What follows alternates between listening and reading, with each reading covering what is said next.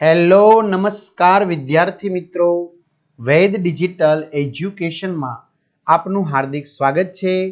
આજે આપણે standard 5 English એટલે કે ધોરણ 5 અંગ્રેજીનું unit number 7 think differently, think એટલે વિચારવું અને ડિફરન્ટલી એટલે અલગ, એટલે કે કંઈક અલગ જ વિચારવું, જેની આપણે સરળ સમજૂતી આ વિડિયો લેક્ચરમાં જોવાના છીએ।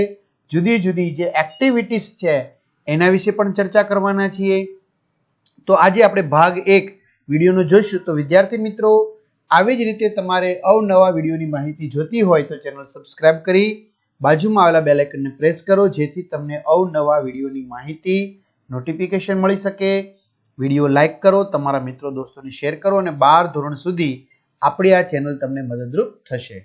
તો unit number 7 think differently, think એટલે વિચારવું અને ડિફરન્ટલી એટલે અલગ, એટલે કે બધા જ કરતા અલગથી વિચારવું।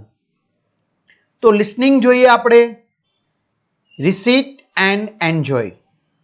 Detective mouse. હવે ડિટેક્ટિવ એટલે કે ગુપ્તચર, કે જે બાતમી મેળવતા હોય, બરાબર, ગુપ્ત રીતે જે પણ કઈ સંવાદ થતો હોય એને સાંભળતા હોય, તો માઉસ એટલે કે ઉંદર। તો ડિટેક્ટિવ માઉસ એટલે કે ગુપ્તચર ઉંદર। ઇન અ સ્મોલ ટાઉન એટલે કે એક નાના શહેરમાં, સ્મોલ એટલે નાનું થાય વિદ્યાર્થી મિત્રો, અને ટાઉન એટલે થાય શહેર। એક નાના શહેરમાં when the sun goes down એટલે કે સૂર્ય છે એ અસ્ત થઈ ગયો છે। when the sun goes down એટલે કે જ્યારે સૂર્યાસ્ત થાય છે ત્યારે, સૂર્ય અસ્ત થાય છે ત્યારે। lives a mouse, lives a mouse with a hat, hat એટલે ટોપી, all brown, brown એટલે કથ્થઈ, એટલે કે ટોપી વાળો, જો પહેલી લીટીનું ભાષાંતર અહીંયા છે, બીજી લીટીનું ભાષાંતર, ટોપી વાળો એક નાનો કથ્થઈ ઉંદર આવે છે। બ્રાઉન, બ્રાઉન એટલે કથ્થઈ, હેટ એટલે ટોપી, બરાબર। તો ટોપી વાળો એક નાનો કથ્થઈ ઉંદર આવે છે। સોલ્વિંગ, સોલ્વિંગ એટલે સોલ્વ કરવું, ઉકેલવું। પઝલ્સ, પઝલ્સ એટલે કોયડો। બિગ એન્ડ સ્મોલ, બિગ એટલે મોટું, એન્ડ એટલે અને, સ્મોલ એટલે નાનું, એટલે કે નાનું અને મોટું, પઝલ એટલે કે કોયડા, સોલ્વિંગ એટલે ઉકેલતો। with his magnifying glass એટલે કે with એટલે કે તેમની સાથે, મેગ્નિફાઈંગ ગ્લાસ એટલે કે બિલોરી કાચ, ટોલ એટલે કે મોટો, એટલે કે એમની પાસે મોટો બિલોરી કાચ હતો, એટલે કે તેના મોટા બિલોરી કાચ સાથે તે નાના મોટા કોયડા ઉકેલતો।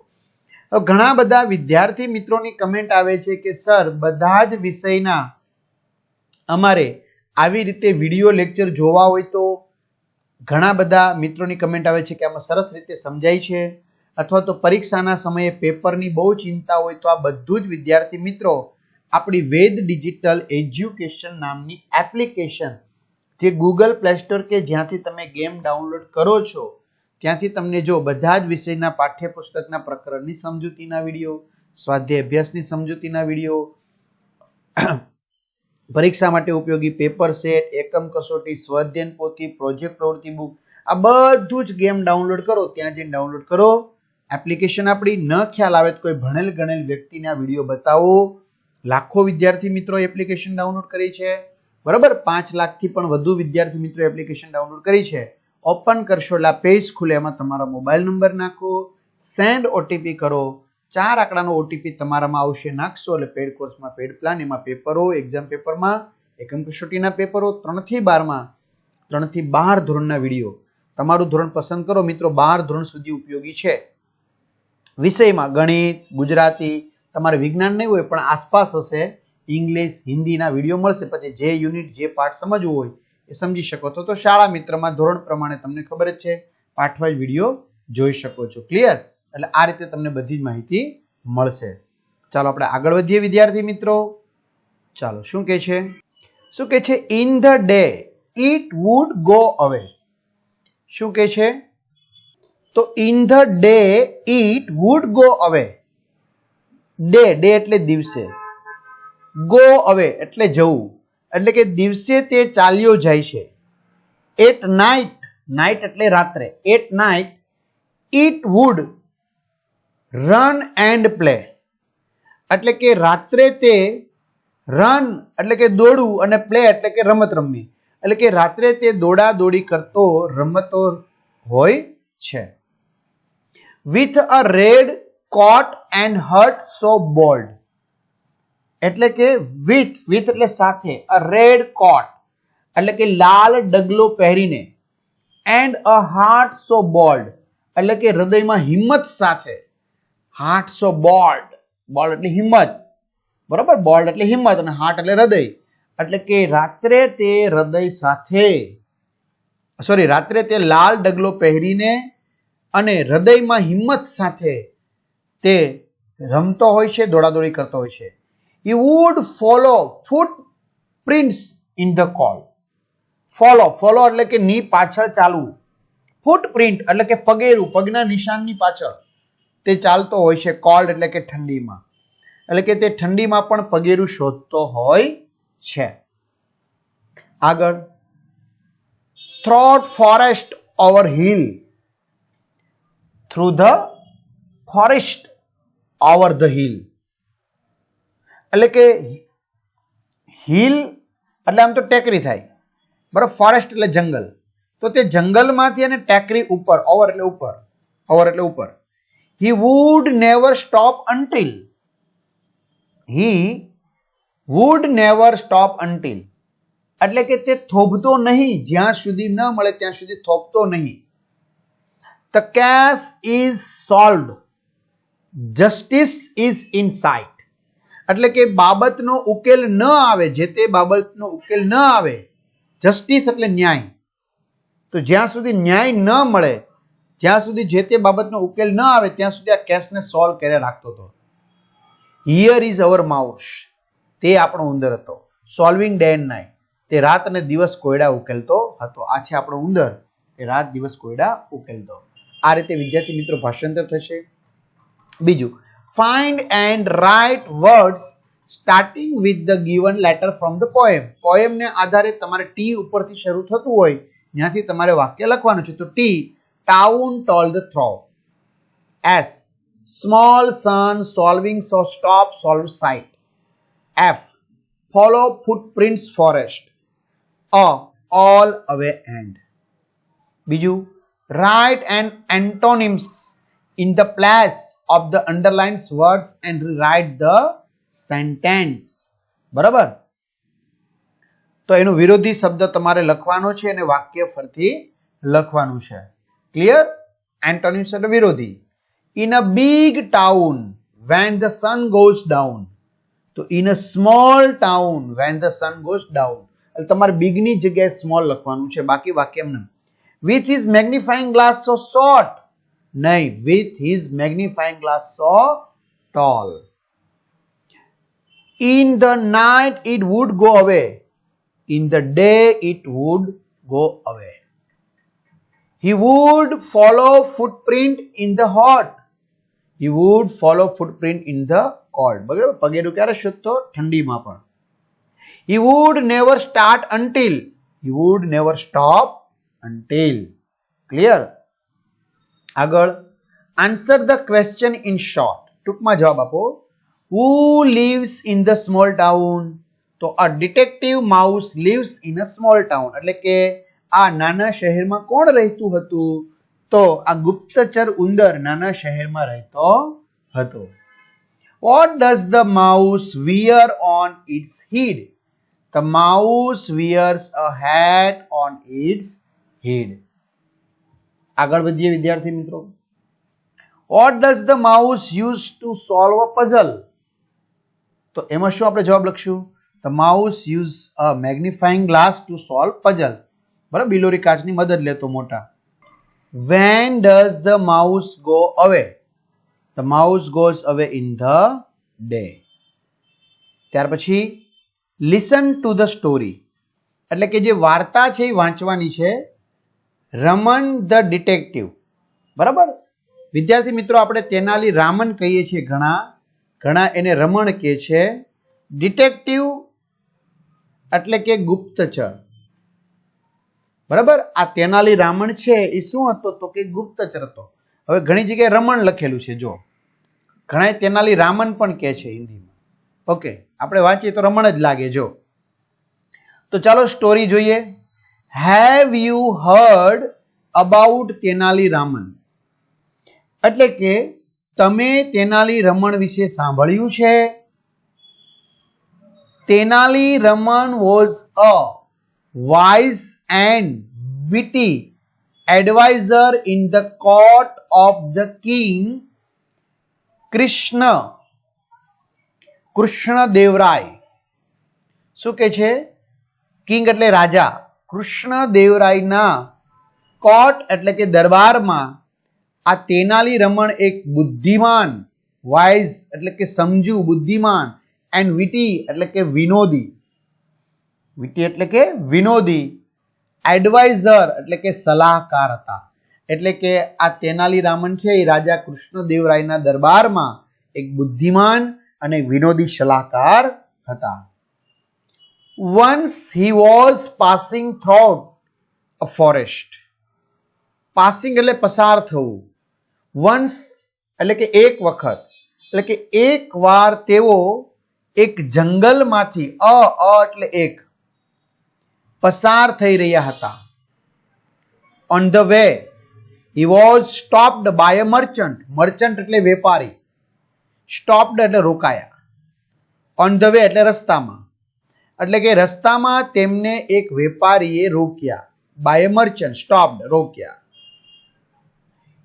The merchant asked એટલે કે વેપારીએ પૂછ્યું, I am looking for my camel which has strayed away. Did you see it passing by? એટલે કે I am looking, હું શોધી રહ્યો છું, જોઈ રહ્યો છું, મારા ખોવાઈ ગયેલા ઊંટને શોધી રહ્યો છું.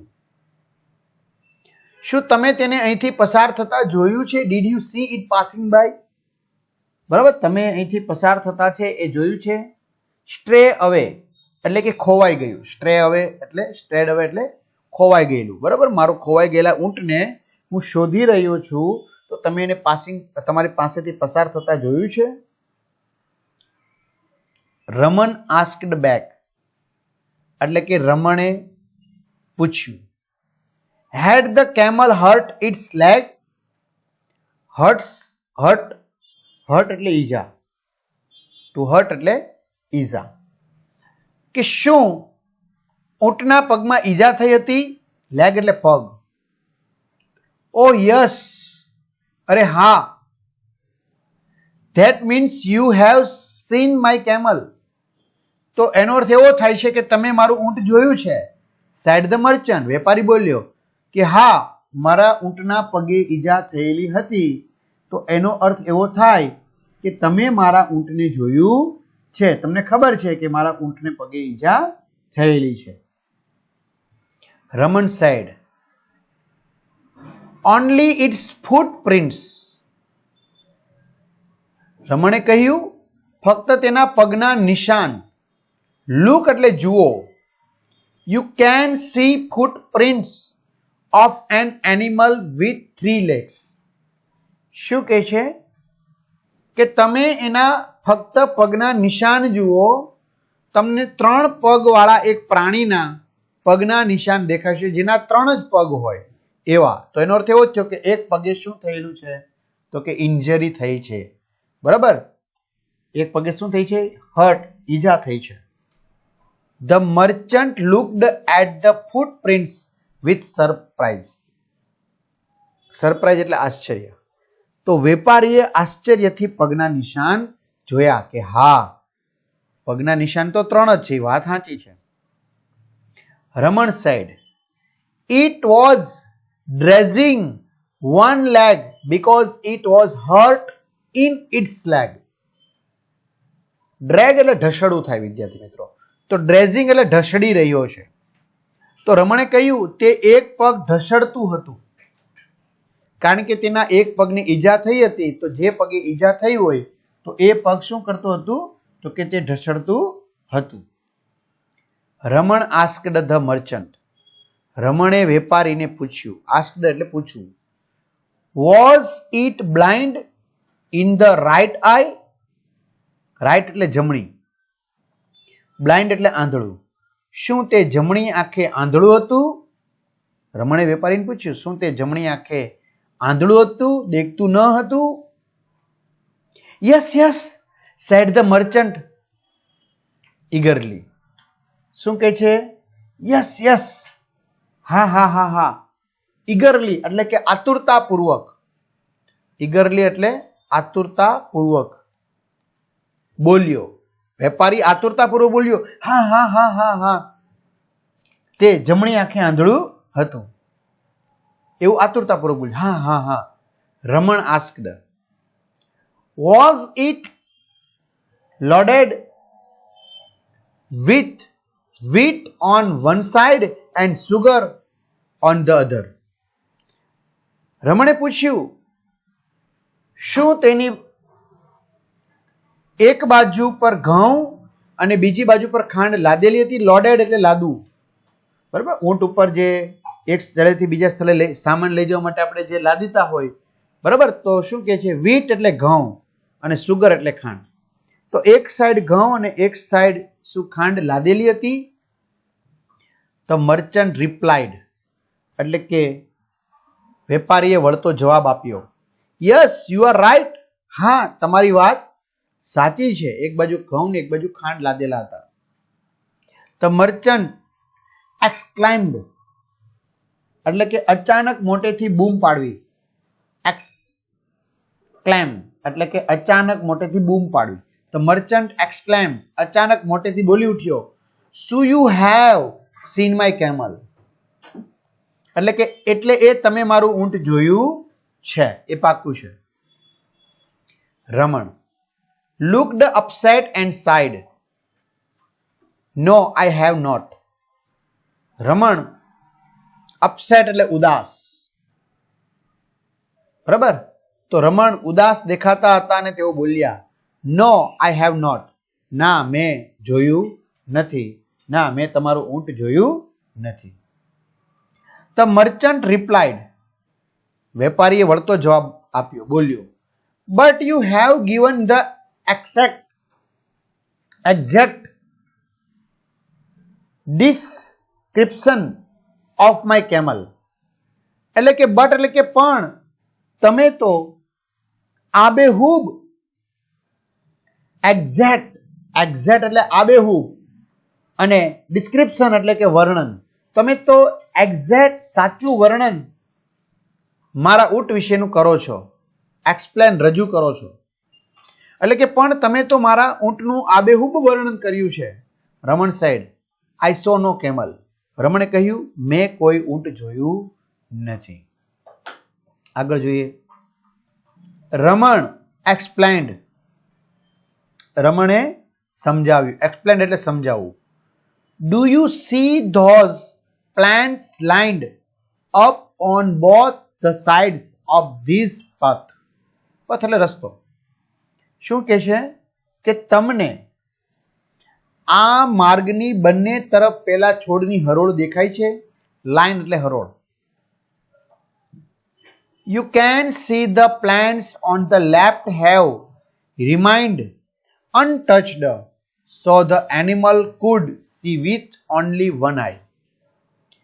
તમે જોઈ શકો છો. શું કહે છે? તમે જોઈ શકો છો કે ડાબી તરફના છોડને સ્પર્શ સુધા થયો નથી. રિમેન એટલે એની એ જ સ્થિતિમાં છે. ડાબી તરફના છોડને કોઈ ટચિંગ નથી થયું, બરાબર. ડાબી તરફના છોડને કોઈ ટચિંગ થયું નથી, એની એ સ્થિતિમાં છે. So the animal could see with only one eye. તો એનો અર્થ એ થાય છે કે તે પ્રાણીને ફક્ત એક જ આંખે દેખાતું હતું. અનટચડ એટલે કે સ્પર્શ પણ થયો નથી. એટલે એનો અર્થ એવો થાય કે પ્રાણી એક આંખે દેખતું ન હતું. He added, લુક ડાઉન એટલે કે તેણે ઉમેર્યું, લુક ડાઉન નીચે જુઓ. You can see ants lined up on this side. Ant એટલે કીડી અને એન્ટ્સ એટલે કીડીઓ. તમને આ તરફ કીડીઓની હરોળ દેખાતી હશે, લાઈન દેખાતી હશે. વિચ મીન્સ એટલે કે તેનો અર્થ the animals was loaded with a sugar bag on this side. એટલે કે એનો અર્થ એમ થાય છે કે તે પ્રાણીની આ બાજુ પર ખાંડની બોરી લાદેલી હતી. એટલે ખાંડ હોય ત્યાં કીડી આવી જાય મિત્રો. બેગ એટલે બોરી. The bag had a hole. Hole એટલે કાણું. તે બેગમાં કાણું હતું. Which allowed the sugar to fall off. જેથી તેમાંથી ખાંડ ઊંટ નીચે પડતી હતી. બરાબર, એટલે બેગમાં કાણું હતું એટલે ખાંડ છે એમાંથી નીચે પડતી હતી, એટલે આને આધારે કહે છે. રમણ કન્ટિન્યુડ એટલે કે આગળ બોલ્યા. You can see wheat grains on the other side. Grain એટલે દાણા, વ્હીટ એટલે ઘઉં. કન્ટિન્યુ એટલે કે ચાલુ રાખવું. તો રમણ બોલવાનું ચાલુ રાખ્યું. યુ કેન સી, સી એટલે જુઓ, તમે જોઈ શકો છો કે wheat gains on the other side એટલે કે તમે બીજી તરફના ઘઉંના દાણા જોઈ શકો છો. The bag on this side also must have holes in it. Holes એટલે કાણું, એટલે કે એનો અર્થ એવો થાય કે બેગની બીજી બાજુના કોથળામાં પણ કાણા હશે. મર્ચન્ટ સાઇડ વેપારીએ કહ્યું, આઈ કેન સી એવરીથિંગ. તમે જે કંઈ દેખાડ્યું, યુ સોવડ મી, તે બધું હું જોઈ શકું છું. But I still don't see my camel. પણ હજી મને મારો ઊંટ દેખાતો નથી. તમે જે કહો છો બધી વાત સાચી છે, બધું હું જોઈ શકું છું, પણ મને મારો ઊંટ દેખાતો નથી. Raman said, follow this trail and soon you will catch up with your animal. Follow, follow એટલે કે અનુસરવું, ની પાછળ ચાલવું. ટ્રાયલ, ટ્રાયલ એટલે પગેરું, પગલાની પાછળ. બરાબર, તો રમણ સાઈડ, રમણે કહ્યું આ પગના નિશાનની પાછળ ચાલતા જાઓ અને જલ્દી જ તમે તમારા પ્રાણીની સાથે થઈ જશો. આ પગલે પગલે ચાલતા જાઓ. The merchant took this advice, advice એટલે સલાહ, and followed the trail. શું કહે છે? વેપારીએ તેમની સલાહ માની અને પગના નિશાનની પાછળ પાછળ ચાલવા લાગ્યો. આગળ ટ્રેલ એટલે વિદ્યાર્થી મિત્રો શું થશે? પગલાની પાછળ. Soon he caught up with his animal, limping along. limping એટલે લંગડાવું. થોડી જ વારમાં, soon એટલે થોડી જ વારમાં તે તેના લંગડાતા પ્રાણીની સાથે થઈ ગયો. રાજા કે છે, રાજા. The merchant shouted, વેપારીએ ખુશ થઈને, shouted એટલે બૂમ પાડવી થાય, બરાબર, in happiness એટલે કે ખુશ થઈને, and run to his camel એટલે વેપારીએ ખુશ થઈને જોરથી બૂમ પાડી અને પોતાના ઊંટની તરફ દોડ્યો. એનું ઊંટનું નામ કદાચ રાજા હશે. બરાબર, તો આ રીતે મિત્રો કમ્પ્લીટ થશે. ચલો ત્યાર પછી select the most appropriate option and answer the question. સાચો વિકલ્પ પસંદ કરવાનો છે. ઓકે, તો ચાલો આપણે જોઈ લઈએ સાચો વિકલ્પ કઈ રીતે એમાં આવશે. Who met Tenali Raman on the forest path? તો a merchant. Tenali Raman knew that the camel's leg was hurt looking at its footprints on the ground. What was the camel doing when the merchant found it? So limping. The camel had eaten leaves only from one side because it had a blind eye. What did the merchant do when he found the camel? Shouted in happiness. ત્યાર પછી મિત્રો ખાલી જગ્યા છે જેની ચર્ચા આપણે next વિડીયોમાં કરીશું. અહીંયા સુધી રાખીએ. તમને આ વિડીયો ગમ્યો હોય તો ચોક્કસથી કમેન્ટ કરજો, તમારા મિત્રો દોસ્તોને શેર કરજો અને વિડીયો લાઈક કરજો. અહીંયા સુધી રાખીએ. અસ્તુ, જય હિન્દ, જય ભારત, ઓલ ધ બેસ્ટ.